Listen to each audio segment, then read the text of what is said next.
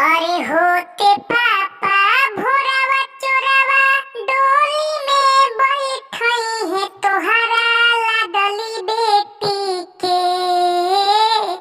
होते पापा भोरावा चोरावा डोली में बैठई है तोहरा लाडली बेटी के।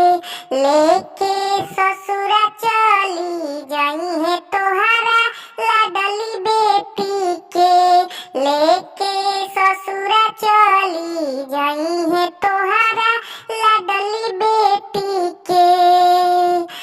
आजू रतिया जगल रही है बाह जनी छोड़ई है। के कन्यादान जनी ससुरा घर भेजई है। आचारा के कोरावा भोरावा चोरावा धइली है तोहरा प्यारी बेटी के। लेके ससुरा चली जाई है तोहरा लाडली बेटी के। लेके ससुरा चली जाई है तोहरा लाडली बेटी के। माई के दुलार छूटी पापा तोहर प्यार हो।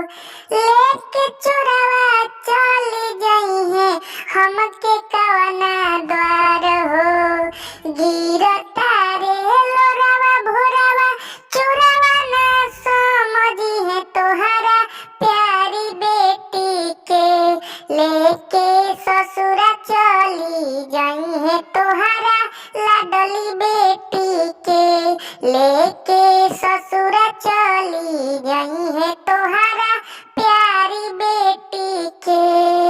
जन्म जे बादी हले उहे हो जाई पराया।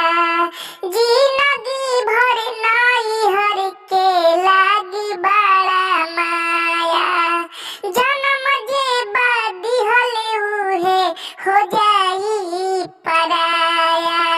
जिंदगी भर लगी पापा नैहरवा के माया। सुगवा के ठोरवा भोरवा पिजरा से खींचई है तोहरा लाडली बेटी के। लेके ससुरा चली जाई है तोहरा